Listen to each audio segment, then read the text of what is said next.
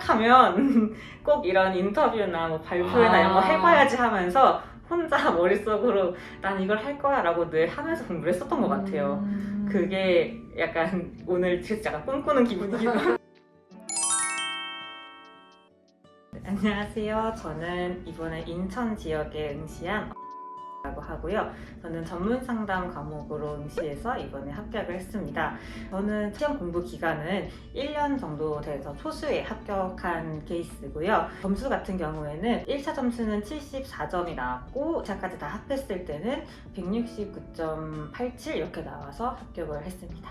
저 같은 경우에는 학부는 심리학과를 나오긴 했는데 중간에 이제 회사를 다니다가 다시 좀 상담 쪽에 미련이 있어서 교육대학원을 가서 이 1년 기간 중간에 상반기는 대학원 병행을 했고 하반기는 올인을 했습니다.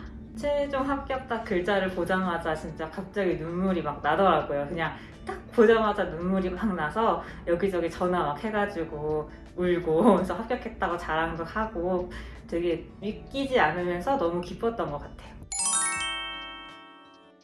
먼저 시아쌤을 고르게 된 이유는 처음에는 소수 인원 강의라서 골랐던 게 좀 있었어요. 아무래도 수강생이 너무 많다 보면은 제가 좀 집중을 안 하거나 수강생 사이에 숨어 있을 것 같아서 조금 더 소규모로 이제 강사님과 직접적으로 컨택할 수 있는 그런 강의가 좋겠다 싶어서 들었는데 제가 딱 들었을 때부터 강사님이 인기가 너무 많아지셔가지고 그렇진 않았지만 그래도 그거 외에도 줌관리반이나 아니면 또 합격 설명회 그 영상을 봤을 때 말투가 되게 친절하시고 좀 설명이 잘 들리더라고요. 그래서 이 강사님과 하면 내가 수업을 되게 집중해서 잘 들을 수 있겠다 싶어가지고 선택하게 되었습니다. 좋았던 점 같은 경우에는 두 가지 면이 좋았는데 하나는 강의의 질이 좋았고 두 번째는 약간 인간적인 측면이 좋았다고 느꼈어요.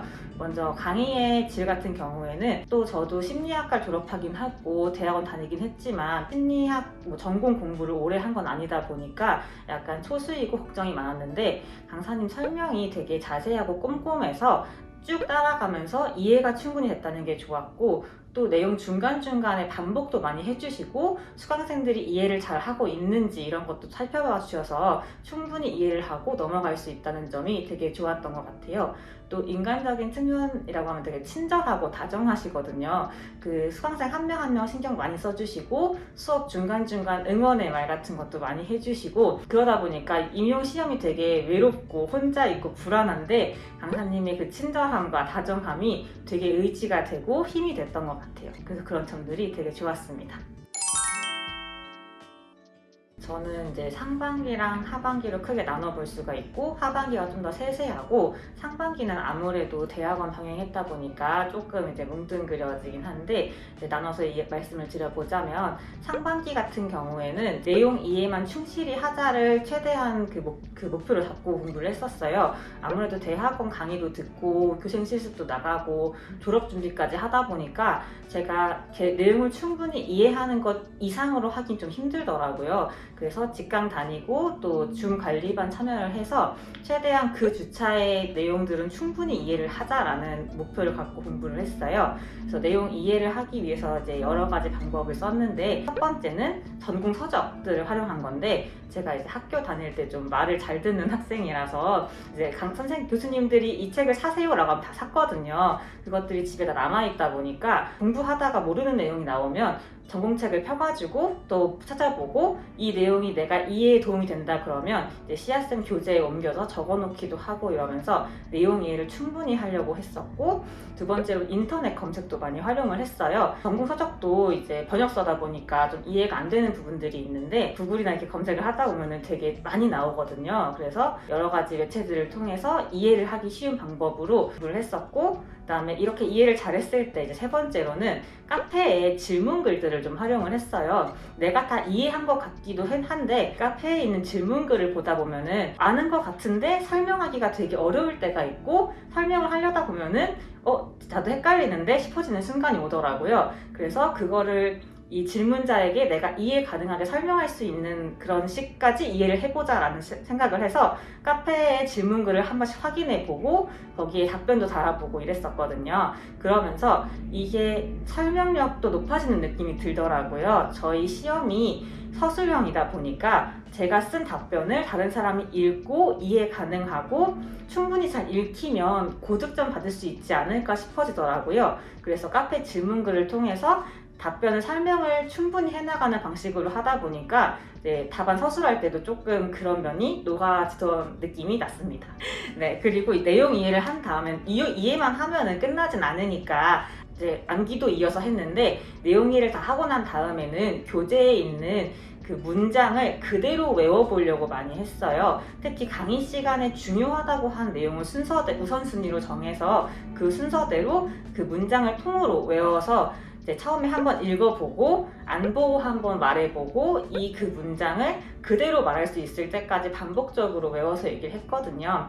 저 같은 경우는 상반기에 누적 복습을 안 했는데도 이렇게 모든 순간들을 그렇게 좀 문장으로 외우려는 연습을 하다 보니까 하반기에 다시 공부를 할 때도 그 애써서 외웠던 흔적들이 남아서 오히려 다시 암기할 때 좀 수월하다는 느낌 많이 받았거든요. 그래서 상반기에는 내용 이해를 충실히 한 다음에 이렇게 문장을 통으로 암기해보는 연습을 좀 많이 했던 것 같습니다. 하반기 같은 경우에는 문제풀이랑 문제 분석 그리고 인출, 회독 이거를 되게 중점적으로 공부를 했었어요.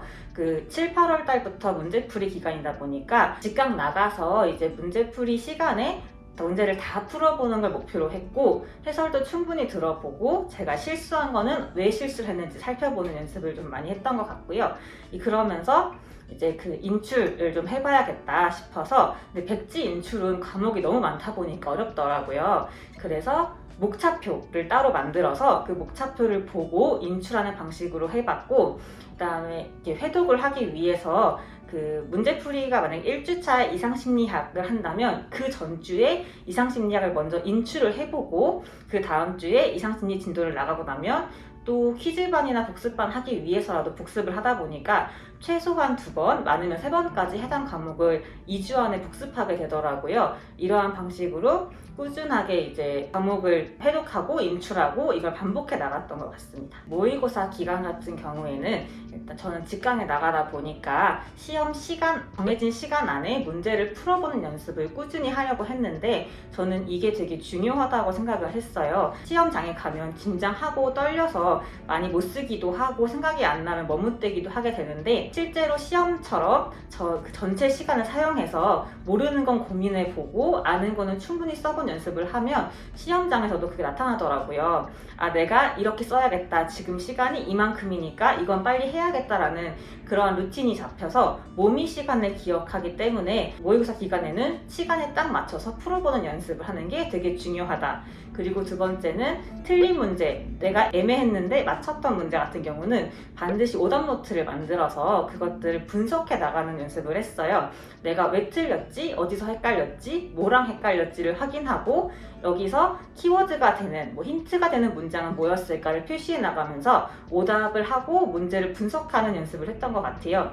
그걸 오답 노트를 충분히 만들고 나서 마지막에 시험장 가서 이 오답 노트만 딱 가져갔거든요. 그러다 보니까 실수를 줄이고 다시 한번 돌아보는 기회도 돼서 좋았던 것 같습니다. 그래서 전체적으로 그렇게 공부를 했던 것 같아요. 사실 과목이 정말 이렇게 많은 줄 처음 모르고 들어오긴 했어가지고 이걸 어떻게 공부하나 했는데 좀 묶어서 공부하는 연습을 했던 것 같아요. 특히 이제 시학생 강의 순서 자체도 좀 잘 짜여져 있는 편이라고 생각하는데 상담이론과 실제랑 성격심리학 같은 경우는 인간의 어떤 성격, 인간을 어떻게 보는지를 보기 때문에 2개를 묶어서 공부를 해서 그 상담 기법들 같은 경우도 같이 공부를 했고 임상심리학이나 심리검사 같은 경우도 비슷한 게 많아서 묶어서 공부를 하려고 했어요. 또 학습심리학은 제가 공부했을 양이 좀 적은 편이었는데 그건 또 겹치는 게 많은 상담이론과 실제라는 과목과 붙여서 공부하는 식으로 해서 최대한 공통점을 가지고 엮어서 공부를 하려고 했고 또 크게는 그렇게 과목별로 그렇게 한다면 세부적으로는 이제 내가 여기서 중요하게 외워야 하는 건 무엇인지를 보려고 했던 것 같아요. 이상심리학 같은 경우에는 전체 20개 정도 되는 범주 안에서 하위 범주는 어떻게 되는지, 그 범주 안에 진단 기준과 원인과 치료법은 어떻게 되는지를 틀을 잡고 외워가려고 했고, 상담이론과 실제 같은 경우에도 인간을 어떻게 보는지, 인간의 문제가 무엇이라 보는지, 이를 해결하기 위해 어떤 기법들을 써야 하는지, 이런 식의 틀이 정해져 있어서 각 과목마다 중요하게 보는 지점들이 있어서 그거를 발견하고 공통적으로 묶어서 공부를 하려고 했었던 것 같습니다. 줌 관리반을 제가 퀴즈반, 복습반 2개 다 참여를 했는데요. 화요일에 퀴즈반, 그리고 수요일에 복습반 참여를 했어요. 이걸 사실 저는 되게 잘 활용했다고 생각을 하는 게 승부욕이 좀 있어서 퀴즈반에서 다른 분들이 너무 잘하면 질투가 나더라고요. 그래서 나도 저만큼 하고 싶다, 더 잘하고 싶다, 단 한 문제도 실수하지 않고 싶다 해서 더 열심히 공부했던 것도 있고, 또 화요일에 퀴즈반을 먼저 하고 복습반을 하다 보니까 내가 틀렸던 것, 다른 사람이 틀렸던 거를 복습반에서 한 번 더 들어보면서 아, 이런 내용이 있었지라고 확인해보는 시간을 가져서 되게 많은 반복을 했다고 느껴졌어요. 제가 퀴즈반 하면서 중요하다고 느꼈던 게, 이 퀴즈반 하다 보면은 호명되는 순서가 있어서 많은 분들이, 다른 분들이 질문 타임에 본인의 질문이 뭘까를 예상해 보시고 책을 보면서 공부를 미리 해두세요. 저도 그런 적이 있는데 그건 도움이 잘 안 되는 것 같고, 다른 분들 질문을 받으면 저도 한번 답변해보는 연습을 해보고, 잘 모르겠으면 그땐 제가 답변한 순서가 아니니까 책도 한번 봐보고, 이런 식으로 해서 그 시간에도 내가 충분히 공부를 해야지, 인출을 해야지 라고 생각하고 참여를 하면은 좀 더 효과가 좋았던 것 같다고 생각을 했습니다. 핵심노트 같은 경우에는 저는 이동할 때 인천에서 서울까지 직강 다니다 보니까 한 1시간 정도의 시간이 걸려서 핵심노트 강의를 이제 틀어놓고 그거를 보면서 오기도 했고, 물론 중간중간 이제 밥 먹을 때도 보긴 했는데 그러면 가끔 체하는 경우가 있어서 그렇게까지는 안 하고, 혹시 내가 잘 이해가 안 되는 파트가 있고 또 그렇게 많이 회독을 해도 공부하다 보면 한 번씩 걸리는 순간이 생기더라고요. 그럴 때는 다시 한번 핵심노트 그 파트를 들어가면서 다시 한번 들어보고 이해해보면은 좀 더 기억이 확 잘 나서, 핵심 노트는 이제 제가 부족한 부분을 보완하는 용도, 그리고 꾸준히 내가 뭘 붙잡고 있는 용도로 많이 활용했던 것 같아요. 저는 완전히 교재 중심으로 공부를 했는데, 이 교재 자체도 여러 가지 전공 서적들의 요약본이라고 저는 생각을 했어요. 여기서 더 요약을 하면은 내가 너무 아는 게 없을 것 같다라고 해서 시험 전날까지 교재로만 완전히 회독을 했었거든요. 교재에 있는 내용에 좀 더 추가를 하면 추가를 했지, 좀 아무래도 제가 요약본 만드는 재주도 없고 단권한 재주도 없어서 완전히 그냥 교재로만 충분히 공부를 하려고 교재 위주로 공부를 해왔습니다. 내가 이 내용을 다 알지도 못하는데 다른 거를 추가해봤자 내가 의미가 없을 것 같다. 내가 이 내용만 충분히 알아도, 이 내용의 정말 80%만 알아도 붙을 수 있을 거다라는 생각을 하고, 이거라도 잘하자. 내가 알고 공부하고 배운 것만이라도 잘하는 게 일단 제일 중요하다 했었어요. 물론 올해 시험이 만만치 않게 나와서 조금 괴롭긴 했지만, 그마저 안 했다면은 제가 이제 실제 시험에서 그만큼의 점수를 못 받았을 것 같아서 기본에 충실한 거, 그게 제일 중요하다고 생각을 하고 공부를 했습니다. 저는 이제 이 시험을 준비하면서 제일 중요하다고 생각을 했던 게 꾸준함이었던 것 같아요. 저도 이걸 지키려고 정말 노력을 많이 했고 정말 좌절하는 순간도 많았는데, 내가 정말 하기 싫고 그만하고 싶고 막 불안하고 불확실하다 보니까 내가 이걸 진짜 할 수 있을까? 합격할 수 있을까? 게다가 올해는 TO도 많이 줄어들어서 나 진짜 될 수 있을까라는 불안이 많았지만, 그래도 하는 거, 그래도 해야지 어떻게, 내가 이거 시작했으니까 해야지 어떻게 하고, 하려던 거는 끝까지 하고, 매일 하려던 건 하고, 루틴을 지켜가면서 꾸준히 하는 것이 제일 중요하다 생각을 했고, 좀 더 지나가서는 그것뿐 아니라 하나만 더 해보자, 하나만 더 봐보자, 이렇게 공부를 해서 꾸준함을 지키려고 했던 게 제일 중요했던 것 같아요. 저는 특별한 막 공부 팁 이렇게 해야지라는 게 없이 정말 모든 순간 공부를 하면서 이렇게 하는 게 맞나? 내가 지금 이 방법이 옳은 방법일까를 정말 고민을 많이 했어요. 불안해하고 정말 하도 불안해서 상담도 요청해서 해보고 그랬는데, 누구나 완벽한 방법은 없는 것 같아요. 내가 그거를 불확실해도 확실한 척 하는 거, 그래서 그걸 갖고 꾸준히 하는 거, 이게 제일 저는 중요하다고 생각을 했습니다. 제가 제일 못했던 건데 다른 분들은 그러지 않았으면 좋겠다고 하는 게 남들과 비교하는 거였어요. 저는 다른 분들이 저한테 너무 잘한다고 많이 했는데 스스로는 믿기지도 않았고 저보다 더 잘하는 분들이 많아 보여서 너무 불안했거든요. 수업 시간에 진짜 척척 대답하시는 분들, 뭐 퀴즈반이나 스터디에서 말 잘하시는 분들 정말 많아서 내가 지금 이렇게 하는 게 맞나? 내가 너무 못하는 게 아닌가? 뒤처진 게 아닌가라고 하면서 남들이랑 끊임없이 비교를 하니까 되게 우울하더라고요. 시험 기간 동안. 그래서 그거를 최대한 안 하려고 남 말고 나와 비교하는 걸 하려고 노력했던 것 같아요. 내가 처음 시작할 때 공부를 하루에 몇 시간 했는데 지금 보니 나 이만큼 늘어났네. 또 저번에는 이것까지 못했는데 이번에는 한두 과목 더 공부할 수 있었네 라고 하면서 내가 과거의 나에 비해 얼마나 나아졌는지를 확인하고 또 만약에 부족한 게 있다면 보완해 가고 해서 기준을 나로 두고 하는 게 이 긴 시험 기간 동안 완주할 수 있는 힘이 되는 것 같더라고요. 그래서 물론 비교를 안 할 수는 없겠지만 최대한 안 하려고 하는 것도 꼭 필요한 것 같더라고요. 저의 정신 건강을 위해서. 사실 저도 합격을 했지만 정말 매일 불안해하고 불확실해하고 많이 슬퍼하고 그랬던 것 같아요. 모두가 확신을 갖기는 어렵지만 그래도 좀 확신을 가지려는 노력 자체로 되게 중요한 것 같아요. 또 저는 선생님들한테 좀 많이 생각을 했던 게 사실 많은 분들이 내가 턱걸이로만 붙으면 1차만 붙으면 어떻게든 되겠다 많이 하시는 말씀 많이 하는데 그거 대신에 안 될 것 같아도 내가 수석해야지, 내가 뭐 1등 해야지, 내가 뭐 3등 안에 들어야지 이렇게 목표를 높게 잡으시면 좀 더 동기부여가 돼서 내가 턱걸이로 하면 안주하게 될 만한 성적이 아니라 좀 더 공부를 할 수 있게 되거든요. 그래서 내가 좀 더 희망을 갖고 또 높은 목표를 세워서 불확실하지만 그래도 나아가는 것들이 필요한 것 같아요.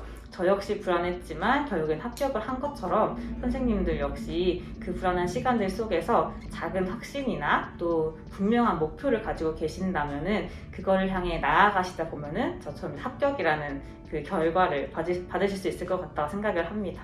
응원하고 있습니다. 저도 마지막에 이제 합격하고 나서 이렇게 합격수기도 써보고 발표도 해보고 인터뷰도 해보고 이러한 목표를 갖고 공부를 했었던 것 같아요. 선생님들도 저도 했으니 모두들 하실 수 있으니까 그러한 목표를 가지시고 다음에는 이 자리에는 내가 앉겠다라는 생각을 해주시면은 또 이 자리에서 뵐 수 있을 것 같아요. 저도 다음 합격시기가 올라오면 꼭 볼 테니까 모두 화이팅 하시길 바랍니다. 응원합니다. 감사합니다.